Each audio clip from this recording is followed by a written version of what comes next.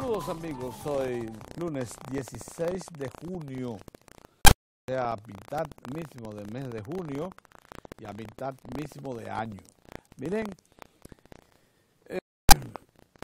a veces eventos que son trascendentes en la vida institucional de la República Dominicana, nosotros los pasamos inadvertidos, o los propios mecanismos de la sociedad que están llamados a resaltarlos, a ponerlos en su justa apreciación.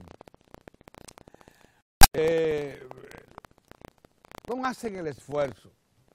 Yo no quisiera pensar que lo saben y entonces lo tratan de ocultar. Yo creo que no miden el esfuerzo, porque nosotros todos los dominicanos comprendamos cuando damos un salto adelante.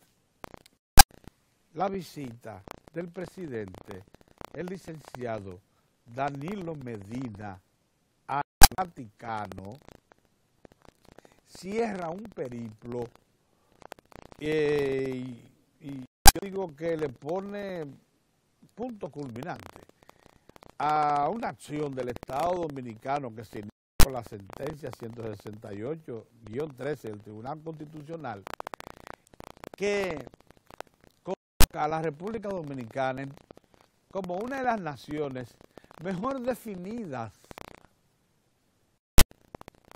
del concierto internacional.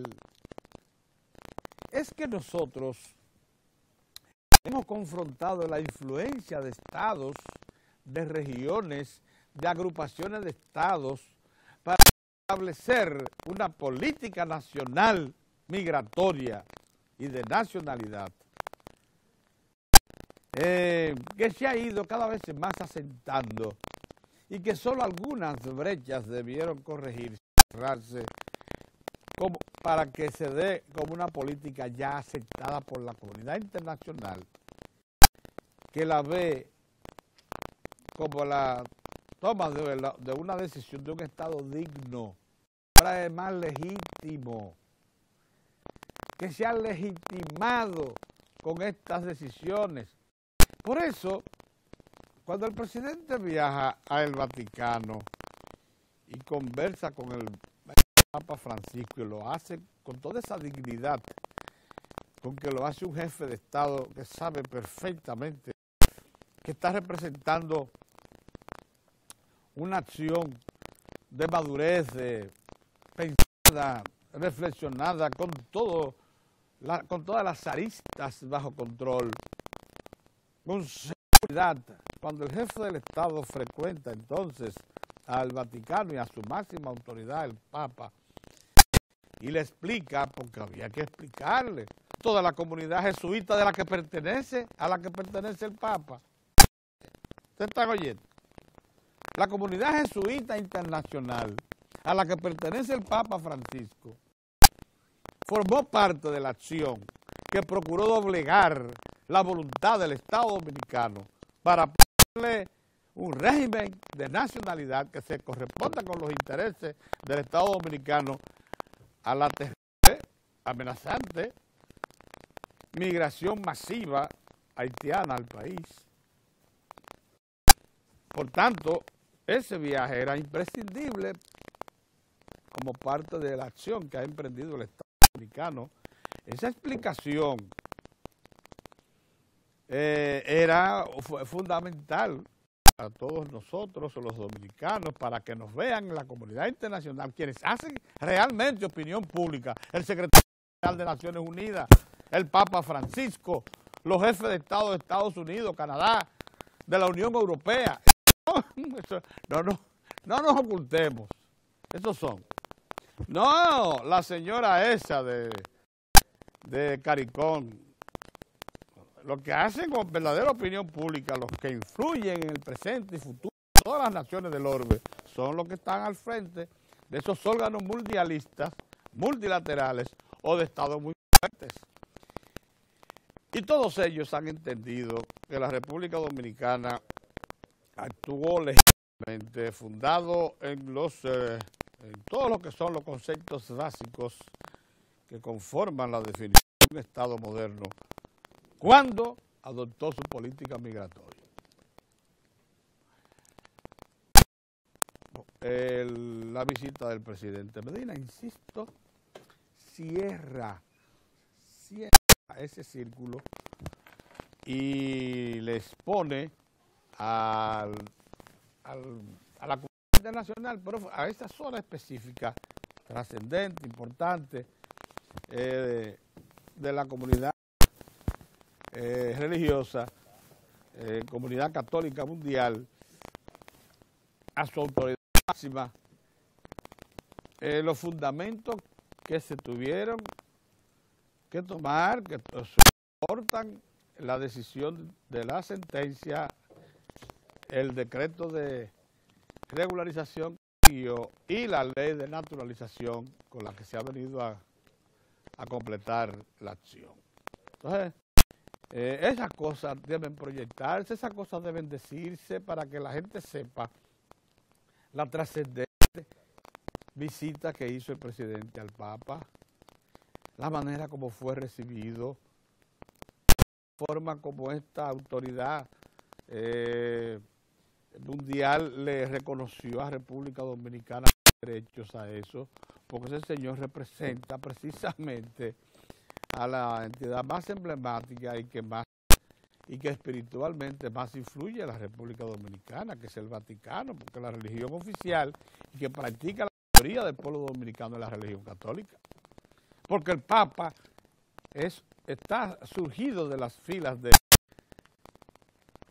los sacerdotes jesuitas, a esa orden en que pertenece, y los jesuitas estuvieron al frente de la acción que trató de contener el correctivo del Estado dominicano al desorden migratorio y que ahora tiene que hacer conciencia de que su autoridad eso ya está clara acerca de la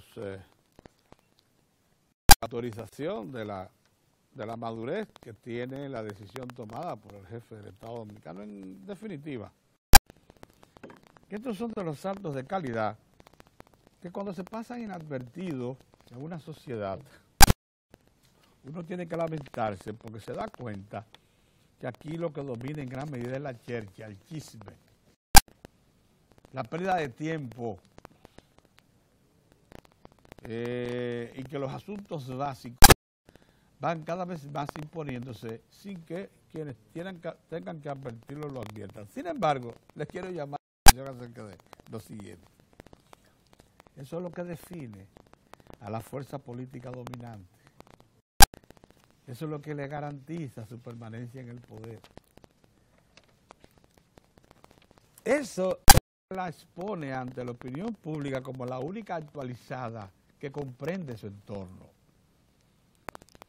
Entonces, lo que pretenden negarle reconocimientos a esas iniciativas y no la destacan, y no la exaltan como lo que son pasos adelante, trascendentes de nuestra institucionalidad, bueno, pues allá ellos.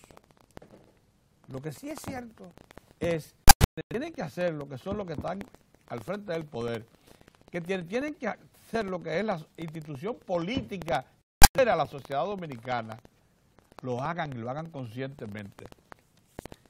Sufrirán las consecuencias quienes no quieran advertirlo. Por eso han perdido 5 procesos comiciales consecutivos y todo indica que seguirán perdiéndolos. Y lo dejo de ese tamaño. Ayer también, buenos días, don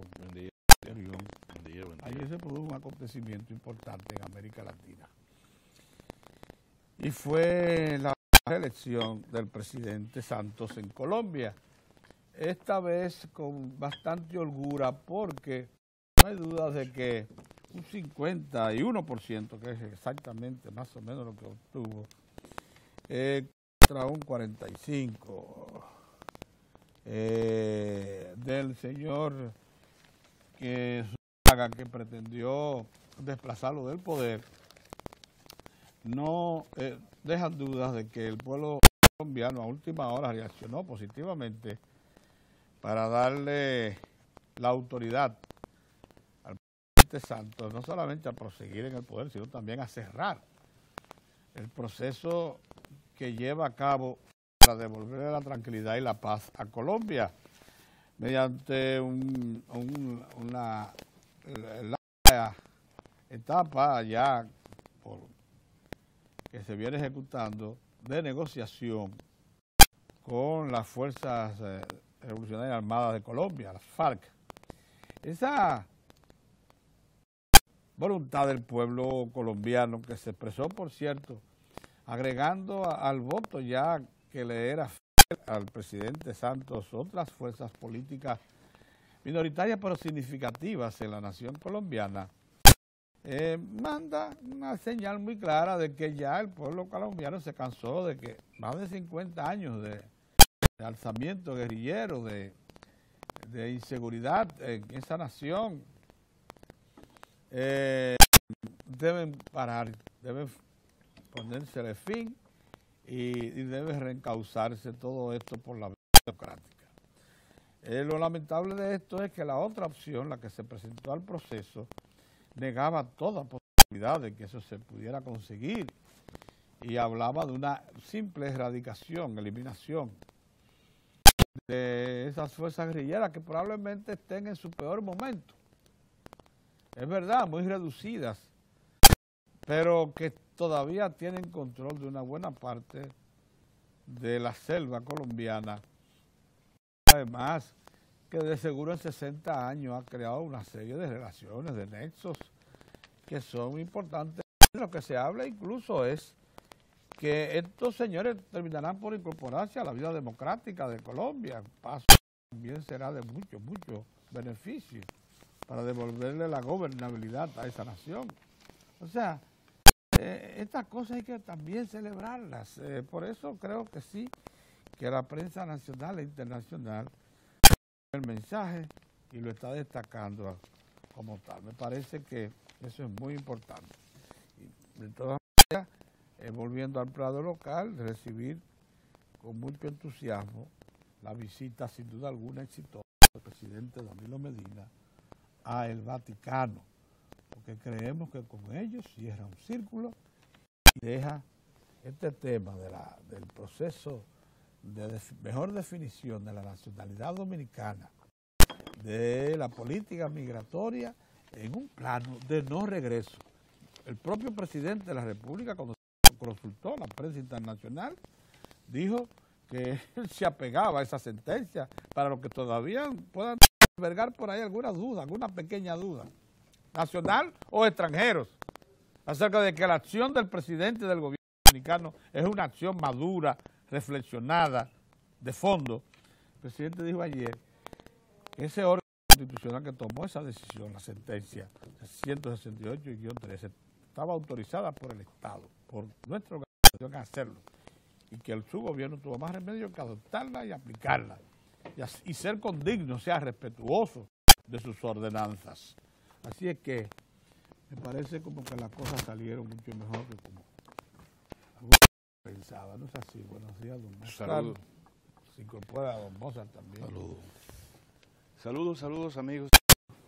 Lo primero es dar ofrecer expresiones de condolencia, de pesar por la muerte de un amigo de toda la vida de uno, Ciprián Hamburgo, un gran locutor, aquellos del barrio Guarachitas, San Carleño, sí. San Carleño, vivía en la Pimentel, esquina Montecristo, solo tenía un tallercito de arreglar radio y televisores. Y un gran murió, vivía solo y parece que tenía varios días ya que le dio un infarto. Y así es la vida, los mismos no se dan cuenta de las cosas. Y murió. Y también me he enterado hoy temprano de la muerte de Juan Valerio Sánchez, el antiguo ministro de Industria y Comercio y viejo dirigente de los comerciantes, un jugador de dominó del Club Naco, buen amigo de nosotros también, Juan Valerio Sánchez. Nos da mucho pesar y también nos causa pesar que se haya suicidado el señor que era de los Mocachú. ¿Quién no se recuerda? Sí. No, Mocano. Ese es Mocano, pero digo. Yo sé. Sí, una pena. Y en su propia fábrica, ¿qué habrá pasado? ¿Qué cosa? Mira, Pedro y Mozart,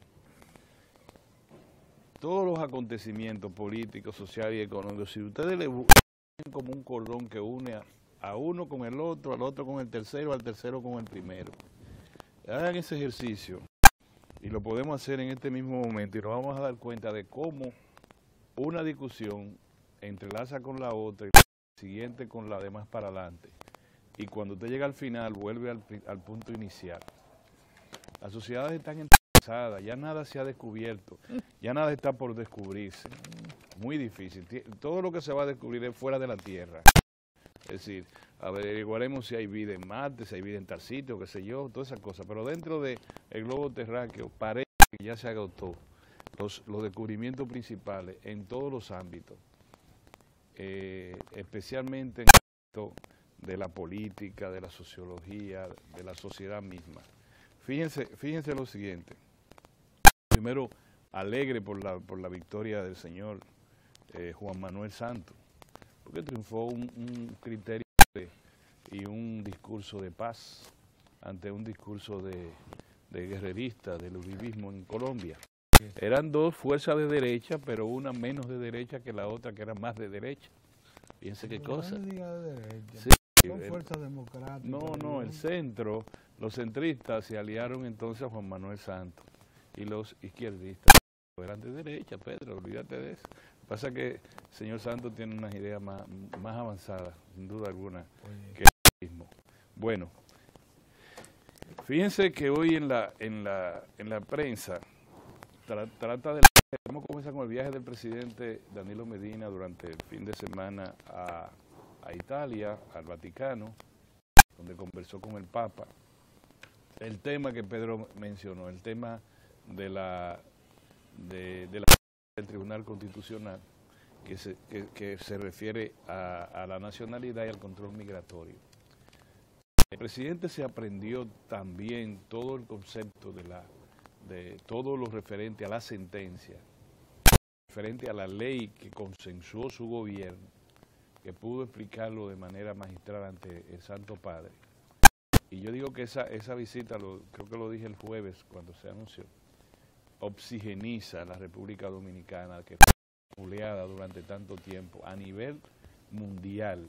Parecíamos, Sudáfrica de los 50 y 60 y 70, parecía un niñito de meses ante la República Dominicana en términos de la apartheid, en términos de racismo, en términos de xenofobia. Todavía este fin de semana se mencionaba xenofobia en la prensa dominicana. Por tanto, esa presencia del presidente ante su santidad, que por tratarse de la figura que se trata, señala al presidente de la República Dominicana como un ente, como un representante de una sociedad democrática, solidaria, que trata de organizarse, únicamente organizarse. Cuando el presidente hizo su escala en España de retorno a la República Dominicana, explicó magistralmente el alcance de la sentencia, de la ley que conceptúa la aplicación de la sentencia y de la falta imputable al Estado Dominicano. ¿Y por qué se produce una ley que ofrece una naturalización expresa? Para yo decirlo de alguna manera, por la falta que la sentencia del Tribunal Constitucional le indica al Estado Dominicano, que le dijo a los oficiales civiles, ustedes no estaban autorizados para ofrecer la documentación que ofrecieron, pero los ciudadanos definidos como extranjeros por ser hijos de inmigrantes indocumentados, por la sentencia y por la recurrencia del constituyente, le dijo, ustedes recibieron esa documentación de buena fe.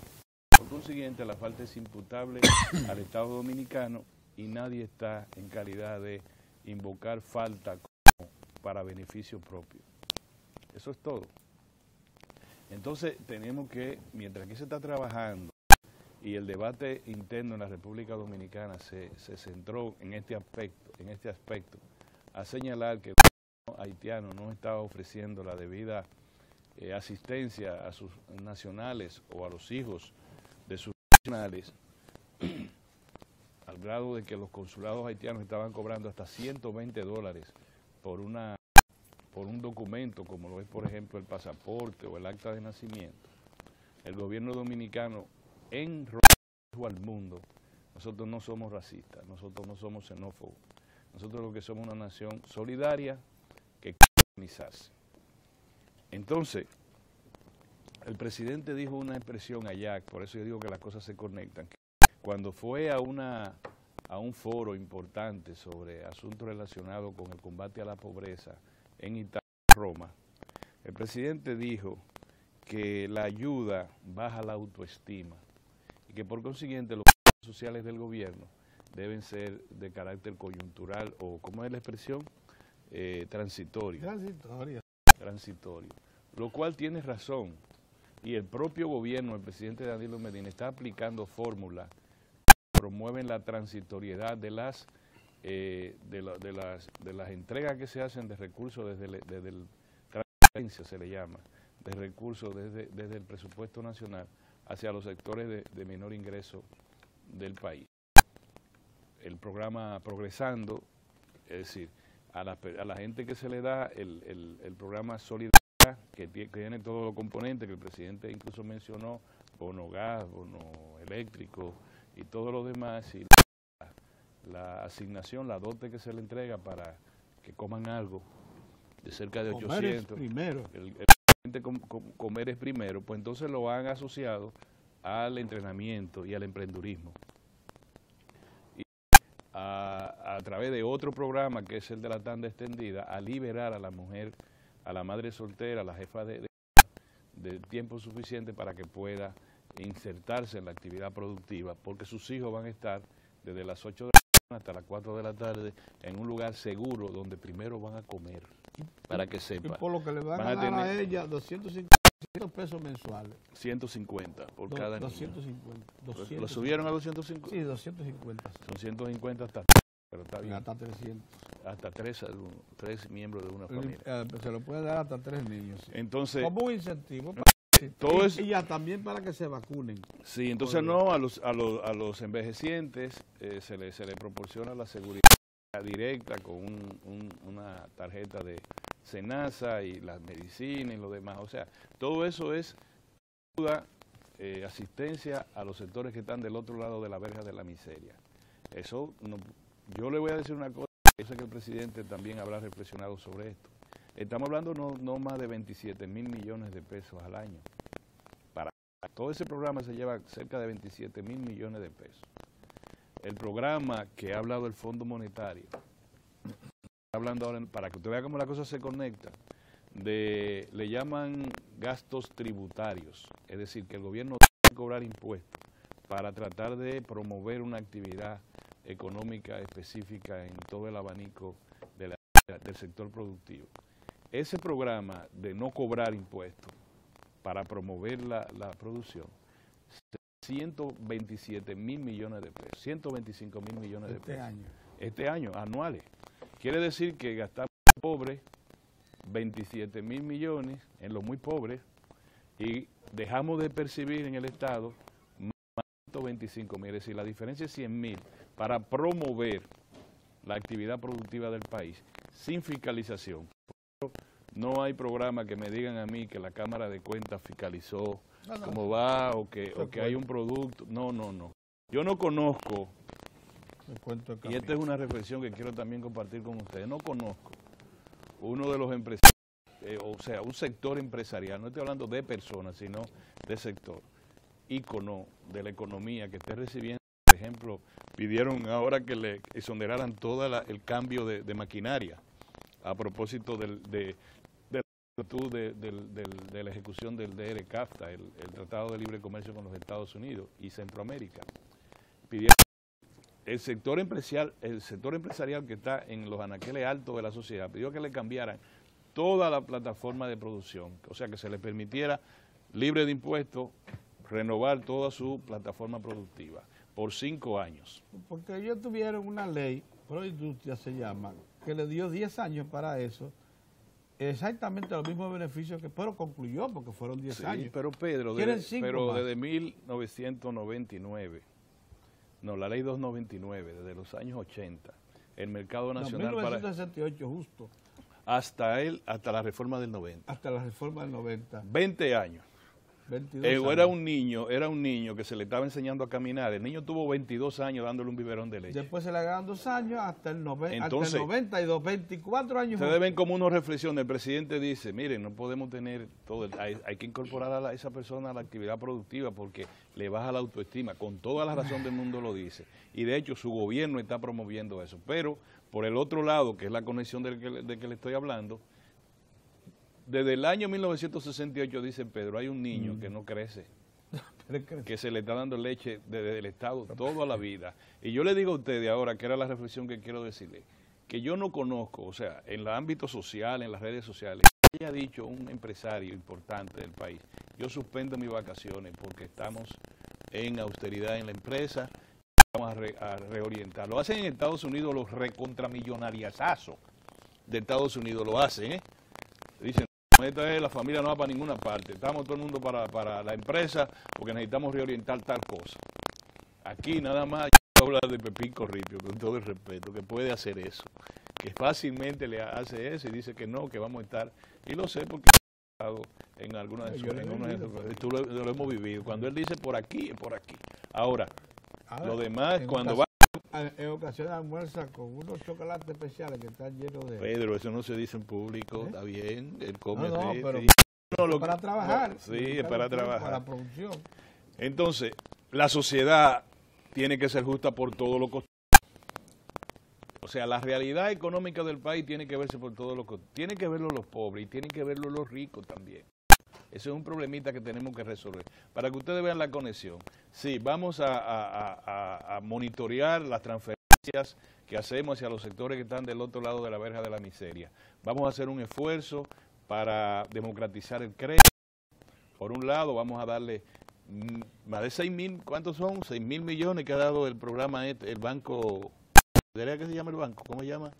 La banca solidaria. Sí.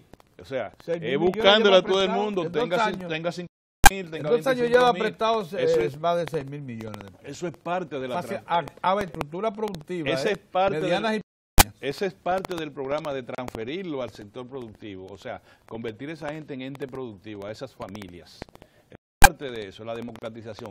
Y se ha hecho que la banca formal dominicana tenga programas de micro y de pequeña empresa, que le ha dedicado centenares de millones de pesos. Ha tenido que darle, porque el pobre, el presidente lo dijo, y el presidente es un cooperativista, tú no lo sabías, es miembro de una cooperativa en Villamella, el presidente de la República. El pobre paga, y por eso tuve todos esos millones de pesos con un 98% de retorno. No paga el que se muere, para que lo sepa, El pobre paga, y paga la cantidad que puede pagar y la que le prestan. Entonces, yo señalo esto, y como por último, Pedro, con tu permiso,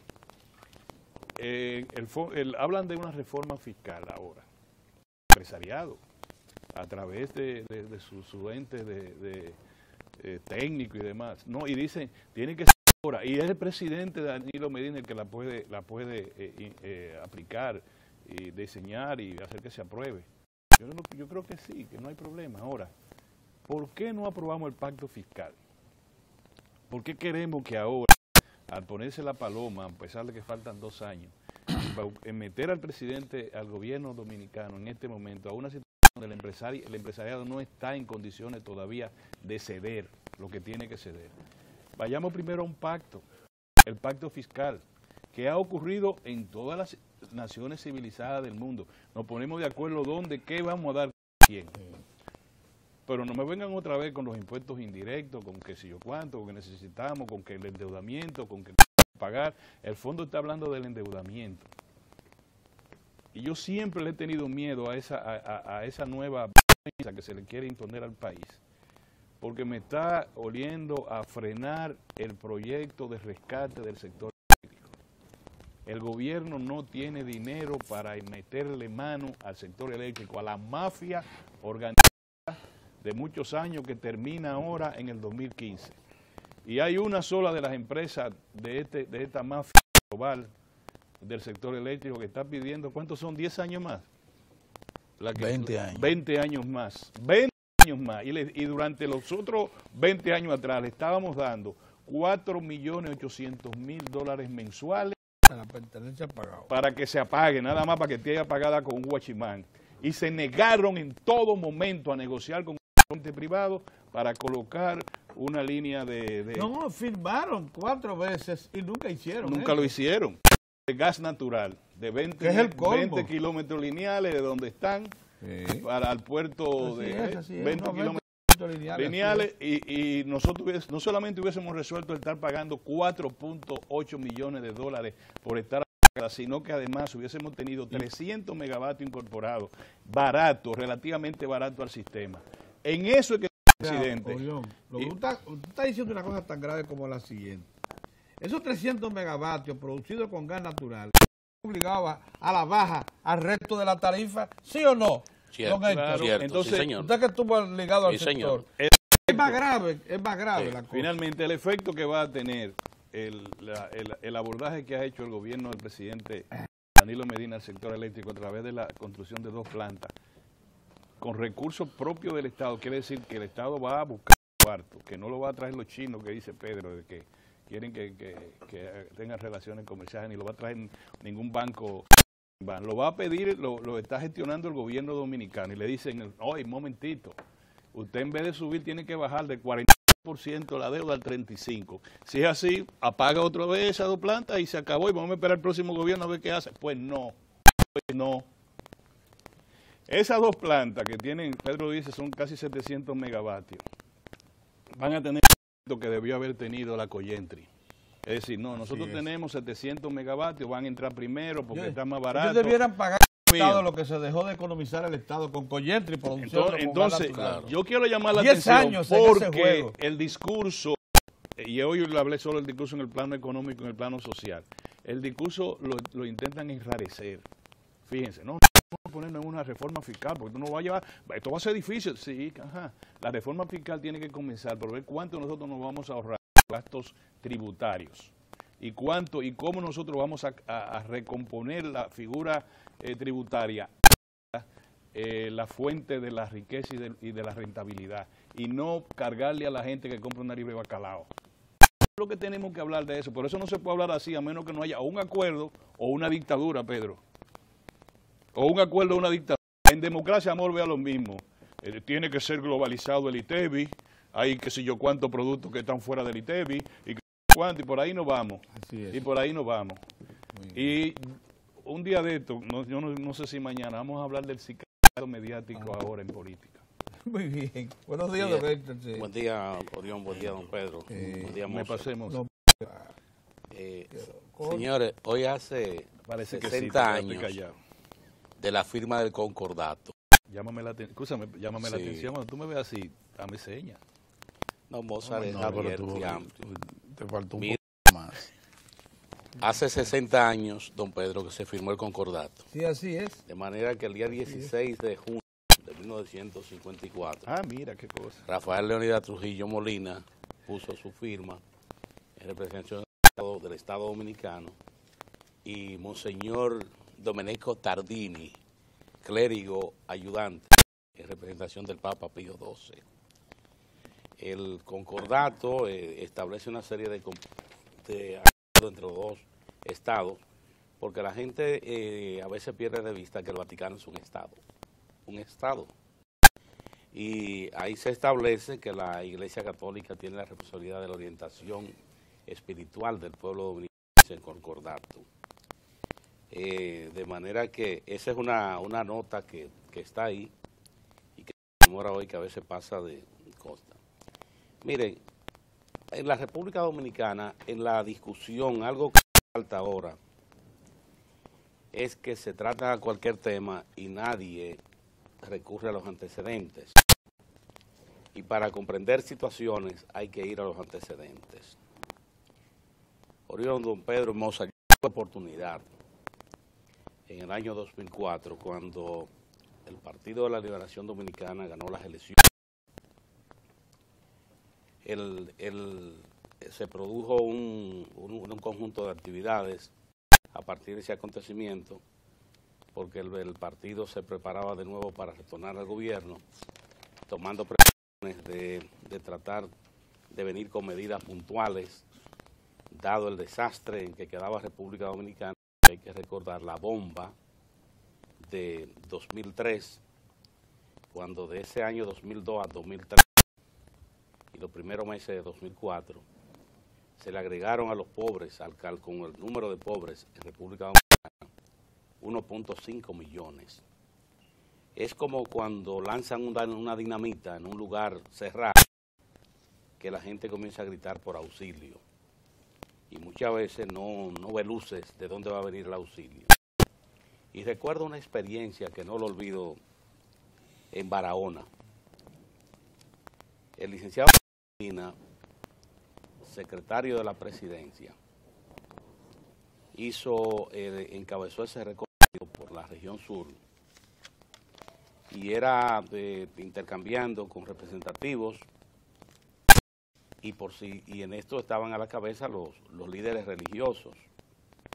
Y en Barahona, un sacerdote le dijo al presidente Danilo Medina, cuando le preguntó las autoridades, el sacerdote le dijo: aquí lo que falta es comida.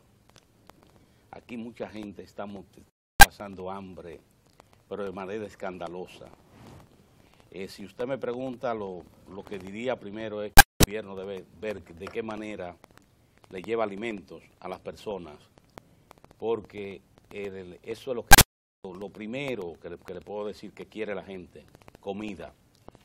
Eso fue comenzando la administración, la primera parte de la administración, de la segunda administración del presidente Leonel Fernández, cuando el Partido de la Liberación Dominicana llega por segunda vez. Era una situación tan difícil la que se daba, que fíjense lo que hubo que poner en práctica. Un plan que afortunadamente se contó con la colaboración del Programa de las Naciones Unidas para el Desarrollo, PNUD, y ahí ya con la colaboración de la ONU, la República Dominicana pudo avanzar y preparar un programa que le permitiera darle asistencia a las personas que estaban en la pobreza extrema, con un carácter de urgencia.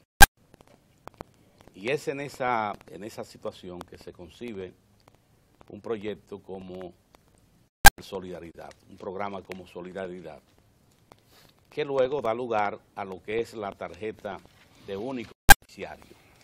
O sea que la gente prefiere decir SIUPEN. Esa tarjeta, ese programa de Solidaridad permitió establecer un programa para darle, asegurar que llegaran alimentos a las familias más pobres, como es este programa Comer es Primero. Luego se fueron agregando componentes, como fue el incentivo escolar, es decir, que cada familia, un niño y una niña en la escuela, recibiera un incentivo, con la condición de que tenía que garantizar que el niño o la niña iba a ir a la escuela. Se sigue en ese proceso, ahí surge otro componente de bonogas, que es para las familias más pobres, darle una cantidad de gas licuado de petróleo que le permita para preparar sus alimentos. Y de esa manera se sigue avanzando cuando el gobierno asegura y restaura el programa de los libros en las escuelas. Porque ese programa de la distribución de los libros de manera gratuita en la escuela desapareció en la administración del PRD que encabezó el presidente Hipólito Mejía, y cuando la vicepresidenta, la doctora Milagros Ortiz Bosch, fue la ministra de Educación. Ella se quejaba cada año de que le aprobaban un presupuesto, pero después el gobierno no se lo daba, se lo recortaba. Recuerden que una vez le dieron 500 millones de pesos para hacer una serie de obras, como fue el monumento, para recordar a los que eliminaron a la raza inmortal, a los héroes de la gesta del 14 de junio, en Constanza. Se levantó un monumento, que eso creó una situación de crispación en la sociedad, porque se entendía por qué hacer eso, Si lo que se debe hacer es tratar de que se entendiera el tiempo y que no se reabrieran heridas. Bueno, pues esa administración fue capaz de sacar recursos para hacer un monumento de ese tipo. Después, las decisiones económicas, ¿qué ocurrió? Que cuando se pasa balance al término de esa administración, a los pobres de República Dominicana se había agregado un número de 1.5, 1,5 millones de pobres que se agregaron a la lista. Eso es lo que explica cómo surge un programa como Solidaridad, que tiene ese propósito de que si la gente va a la movilidad, va saliendo del programa. Eso incluso ha sido interesante, la manera en que han ido incluso estableciendo, dando seguimiento a las familias, de manera que cuando uno logra movilidad o logra una condición económica que le permita ya no recibir asistencia, sale y ese espacio queda para otra familia que sí califica, porque hay un orden riguroso. La idea es de ese programa que en la medida que las personas logren movilidad social, salgan de ese programa de manera segura, porque hay un programa de seguimiento. Recuerden que en la primera etapa el gabinete social lo coordinó el vicepresidente de la República, el doctor Rafael Albuquerque, que es un hombre muy riguroso. En eso no es un hombre que viene con populismo, sino un hombre muy riguroso. ¿Qué quiere decir esto? Que lo que ha dicho el presidente Danilo Medina, de que cuando la gente, o sea, que el dado le quita su autoestima, ciertamente que es así, y deja ver también la visión clara que hay en el liderazgo de la Liberación Dominicana, porque de eso en ninguno de los líderes hay duda. Solo hay que ver cómo se ha desarrollado este programa Solidaridad y los propósitos. Fíjese en el caso del incentivo escolar. Si un niño, una niña es sacado de la escuela, o el padre o la madre se descuida y no lo envía, inmediatamente se suspende esa asistencia, ese incentivo, y se pasa a revista a ver qué pasa, porque el niño ha desertado, porque el niño no está asistiendo a la escuela de manera regular. Ese ha sido el propósito. Quiero decir con esto que no hay, que lo que ya están planteándose viendo dos visiones, bueno, usted puede ver dos estilos, pero si observa, no hay diferencia, porque lo que se ha estado buscando con estos programas sociales es que la gente logre movilidad y que una vez logra su movilidad pueda ya no ser un sujeto de asistencia estatal. Lo propio ocurre con ese programa Progresando, que es un segundo que se agrega, que es importante, que tiene el propósito, se integran personas de las comunidades a aprender oficios que le permiten integrarse a las actividades productivas. Esto es muy importante. No entra, no hay contradicción, ni se puede plantear que son situaciones.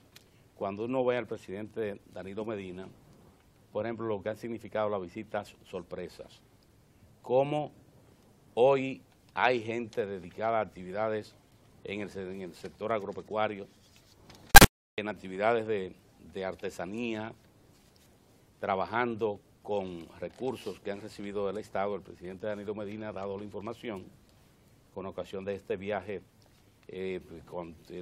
donde estuvo en el Vaticano, en la audiencia privada con el Papa Francisco. Las visitas sorpresas, ya el gobierno ha canalizado recursos por más de 4.000 millones de pesos en las visitas sorpresas, es decir, que son estos recursos que usted ha visto que se han dedicado para incentivar la jengibre con un criterio de exportación, lo que ha visto con los productores de papa, lo que ha visto con los productores de ajo, lo que ha visto con los productores de tayota, que emerge ese rubro como un elemento importante ahora como generador de divisas en República Dominicana. ¿Qué quiere decir? Que los recursos que se le entregan a estas personas retornan a la caja de donde salieron y están disponibles para darle apoyo a otros. ¿Qué quiere decir? Que el fin, en definitiva, de estos programas ha sido lograr la movilidad social de las personas. por eso refería a lo que pasaba en el año 2004, que fue una situación de emergencia, y cómo esto ha continuado hoy con nuevos componentes y con una política impulsada por el presidente Danilo Medina que lleva estímulo a los productores y fabricantes de bienes para que se asocien. Fíjense que cuando va a un lugar no le dice, esto van a ser créditos individuales, sino le dice, asóciense. ¿Cuántos miembros tiene esta asociación? Traten de crecer, de que sean más, porque en la medida que se organizan van a lograr mejores condiciones para producir y obtener ganancias. Esto lo quiero decir porque ya quieren darle un sentido diferente a lo que hace el presidente de la República. Y lo que tienen que entender es ver los resultados y cuáles han sido los fines de estos programas que se han estado ejecutando en la República Dominicana y lo que agrega la administración del presidente Danilo Medina. Por ejemplo, deben resaltar el programa nacional de alfabetización Quisqueya Aprende Contigo, que al día de hoy es un programa que los resultados se pueden considerar milagrosos, de cómo personas ya en el límite de octogenaria han logrado alfabetizarse y se sienten hoy con un espíritu de esperanzador y de vida. Esto, para dar paso a Mozart, porque sé que el tiempo lo he sobrepasado. Mozart. Gracias, Tineo. Buenos días. Bueno, como todos en el país, satisfecho con la visita que hizo el presidente Danilo Medina al Vaticano, al Papa Francisco, ¿verdad? Yo, sin embargo, antes de entrar en mayores consideraciones sobre esta visita y sus posibles resultados, como uno no es adivino, ciertamente no hay detalles ni tenemos por qué necesariamente conocer de lo tratado entre el presidente Medina y el Papa Francisco. Yo soy que dice que en situaciones como esta lo más prudente es esperar que hablen los hechos. En la medida en que vaya transcurriendo el tiempo vamos a ver los resultados de esa visita y de esas conversaciones, porque lo que sí se dijo fue de temas que se tocaron, entre los cuales está un tema álgico, que es precisamente nuestras relaciones bilaterales con Haití, con nuestros vecinos. Y en el marco de eso, bueno, los alcances de la histórica, eso lo digo yo, histórica sentencia 168-13 y el plan de regularización junto con la ley de naturalización. No voy a adelantar, como les digo, ningún tipo de juicio en torno a lo tratado con el presidente, entre el presidente y el Papa. Ahora, lo que sí les digo es que mantengámonos atentos porque el Papa, además de esa gran condición, ¿verdad?, de ser el Papa, pertenece a una de las corrientes más beligerantes, por lo menos aquí en el país, que es la corriente dentro de la iglesia de los jesuitas. Gente que ha asumido un papel protagónico y un papel realmente enojoso, porque ha sido protagonista de primer nivel en propiciar el ingreso al país de indocumentados. Eso también lo dice Mozart. Los jesuitas han sido parte fundamental del entramado local e internacional que ha procurado siempre provocar situaciones en el país, abrirle espacio en el país a indocumentados, fundamentalmente haitianos. Y han ido a vía de hecho, porque hay algunos de ellos que incluso han reducido a decenas de niños haitianos. Ellos se han hecho cargo, ellos han asumido la paternidad. Entonces, como el Papa es jesuita y es el Papa, yo supongo que vamos a esperar qué pasó allí y entonces vamos a darle seguimiento más que al Papa, vamos a darle seguimiento a los jesuitas acá. Porque él no es el líder de esa corriente, pero es el Papa. Entonces vamos a ver, a partir del movimiento, de cómo actúe los jesuitas, nos vamos a dar cuenta por dónde anduvo la conversación y qué logró el presidente de la República a su eminencia frente al Papa en ese plano. Porque mientras tanto, nosotros tenemos aquí una situación y es el deber todos, absolutamente todos, de darle seguimiento al proceso de regularización. Al proceso de regularización. Y dentro de eso, seguir nosotros reclamándole a Haití y a su gobierno que haga lo que no ha hecho hasta el momento, que cumpla con lo que no ha cumplido hasta el momento, que es dotar de documentos a sus conciudadanos, para quitarnos a nosotros que estamos cogiendo abajo, como dice el pueblo, porque son 1.000 millones de pesos de un presupuesto deficitario como el nuestro, y de un Estado pobre como el nuestro, y de un pueblo pobre como el nuestro, que tenemos que buscar para ayudar en el proceso también, o sea, económicamente a los haitianos para que se regularicen, para que regulen su situación en el país. Entonces lo que debemos continuar aquí mientras vemos a ver por dónde anduvo la conversación entre el Papa y el presidente Danilo Medina, nosotros aquí seguirles reclamando a los haitianos que cumplan con lo que ellos no han cumplido. Que de la misma manera que Martelly vino aquí, se quedó en el este, en Punta Cana, y desde ahí habló, y vino también la ministra de Turismo, y hablaron de inversiones importantes y puntuales que quieren una réplica de Punta Cana, de aquel lado de la frontera, ¿verdad? Probablemente con la participación de Martelly, que además de presidente es hombre de empresa, de negocios. De esa misma manera busquen los recursos que tienen que buscar para darle a sus conciudadanos, para que nos ayuden a ayudarlos mientras el haya va y viene. Y en ese mismo punto entonces está el tema del muro. Del muro. Yo digo que el muro debemos ser todos.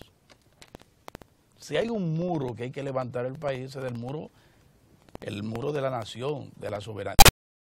Por ahí debe empezar.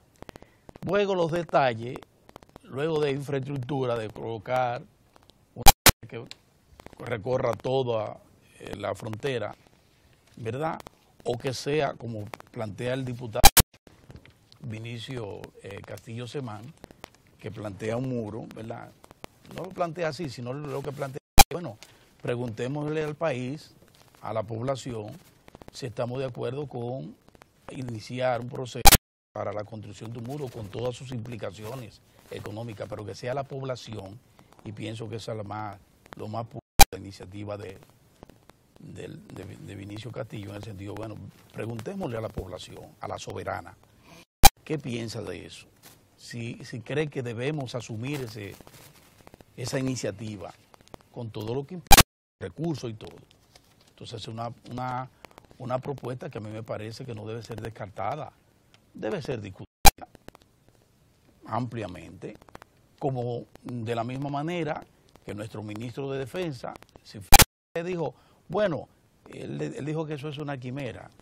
No es quimera, no necesariamente, no es quimera. No ha sido quimera para otras naciones, pero él dice, para ser un poco más práctico y hacerlo mucho más, vamos a buscar los puntos neurálgicos y ahí levantemos entonces una especie de muro de contención en diferentes puntos de la frontera. Y en adición a eso, bueno, la vigilancia física permanente, ha dicho. Entonces, esos son temas que nosotros debemos seguir apurando aquí. No debemos soltar bajo ninguna circunstancia, porque estamos dentro del proceso. Y es un proceso que se va a prolongar en el tiempo, porque el activismo de la gente que no se siente del todo conforme con todo el esfuerzo y el sacrificio que ha hecho y sigue haciendo el Estado Dominicano en procura de resolver un problema histórico de envergadura que nos lastima tanto a todos los niveles, nos lastima económicamente, nos lastima. Miren lo que acaba de pasar en Barahona. Se quemó, ustedes vieron la quema en Barahona, hay una foto dramática. Pero lo que está solo, pero eso mismo acontece en Bauruco. Yo digo, y el embajador Fritz, digo, Fritz Cinea debe entenderme cuando yo digo, porque Fritz no es un asunto personal, lo que pasa es que hay una cultura en tu pueblo de la quema y de la tumba. Ya eso se ha constituido en una es así, y son los hechos.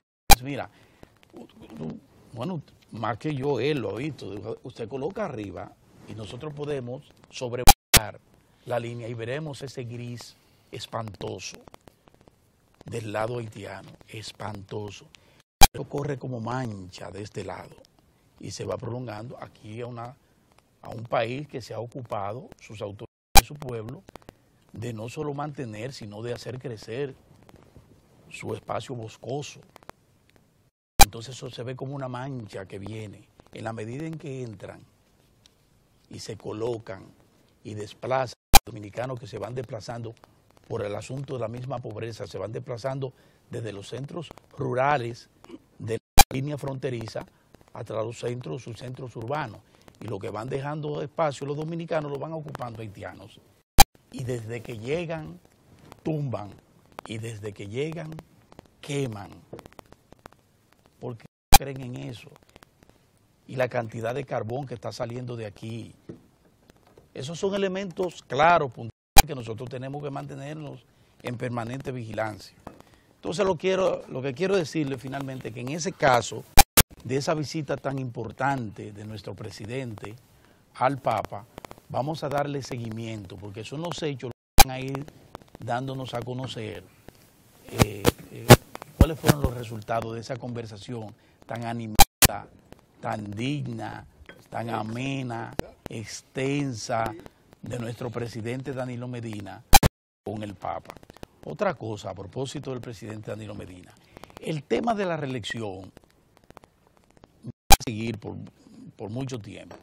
No tiene por qué cortarse el tema, porque lo primero que debo decir es que aunque el presidente ha sido reiterativo, el presidente Danilo Medina, en decir que él termina el 16 y respeta la Constitución, bueno, ningún político puede cerrar las puertas, ni puede romper el ánimo, cortarle las alas a quienes puedan estar pensando en continuar.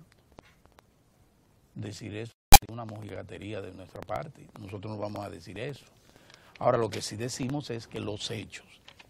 Por ejemplo, el presidente tuvo una expresión, se la ofreció al periodista y embajador, en esa condición de periodista, más que de embajador, don César Medina, embajador en España. Una expresión cuando César lo abordó sobre el tema de la reelección. Yo respeto las reglas del juego. Las reglas han estado siempre claras y las voy a respetar. Palabra del presidente Danilo Medina frente al abordaje de César Medina en torno a la reelección. Entonces, este tipo de planteamiento yo lo levanto no porque yo esté a favor o en contra de un posible proceso de reelección. Primero, porque yo no soy antirreeleccionista per se, para nada. Eso no decía nada en mí, porque sería una desfachatez. La Constitución de la República establece que el presidente Medina no se puede, o sea, que no hay una reelección, no hay repostulación consecutiva. No el presidente Danilo Medina, por lo que dice la Constitución, ahora nadie puede asumir eso. Ahora, yo lo que digo es lo siguiente, de lo que sí debemos cuidarnos todos, pero fundamentalmente la gente del PLD, incluyendo, claro está, a la gente que está en el gobierno, todos, es a lo que se mueve detrás de mantener el tema de la reelección. Porque no me digan, ustedes no van a creer que desde la oposición están propiciando la reelección, alimentando ese tema, motivando ese tema.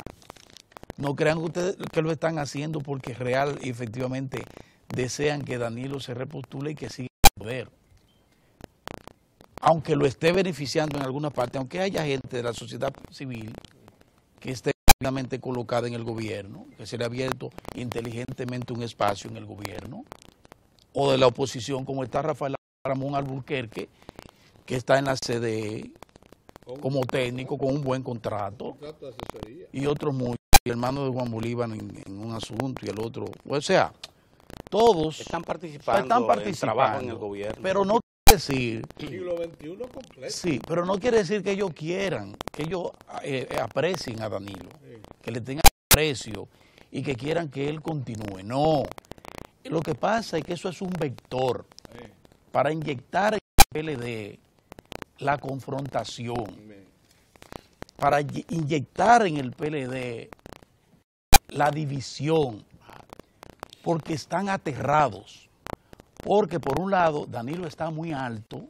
gobierno en alta como está Danilo, con esa popularidad, difícilmente un partido que es su sostén pueda hacer unas elecciones con un presidente con una gestión tan bien valorada. Pero por otra parte, ese partido está por un 53, 54%, muy distante de las demás organizaciones políticas del país. Segundo, por importante, eso es como para aterrar a cualquiera.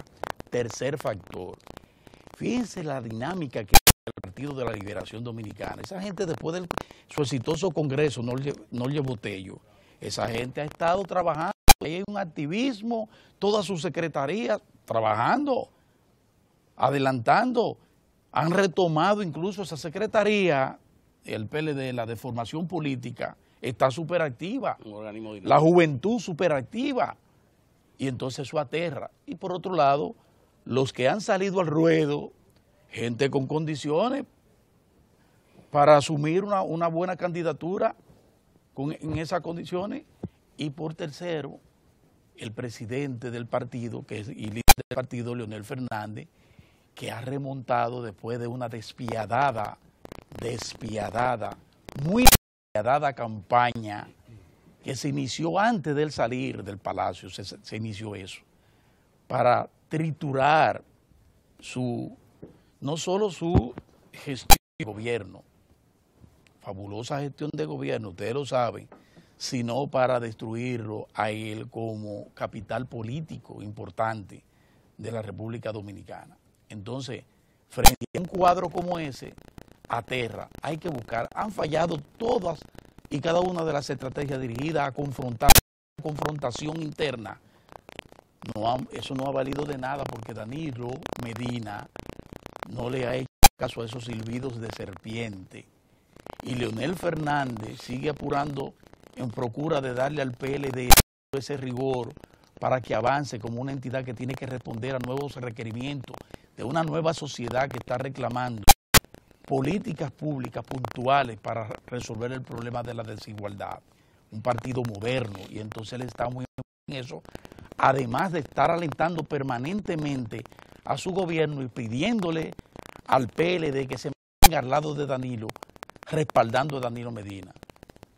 Frente a un muro de unidad, propósito, de espíritu de cuerpo como ese, entonces la apelación es a procurar el tema este de la reelección, a ver si le inyectan ese vector venenoso al PLD. Y lo que dice Danilo Medina y como ha venido actuando Danilo Medina y como han venido actuando Leonel Fernández, comité político, eso tampoco, ese es un nuevo intento fallido en esa dirección. Señores, como ustedes saben, los lunes de hace 6 meses o más, nosotros lo dedicamos a analizar la sentencia 168-13, por aquello de que ahí está envuelta el presente y futuro de la nacionalidad dominicana.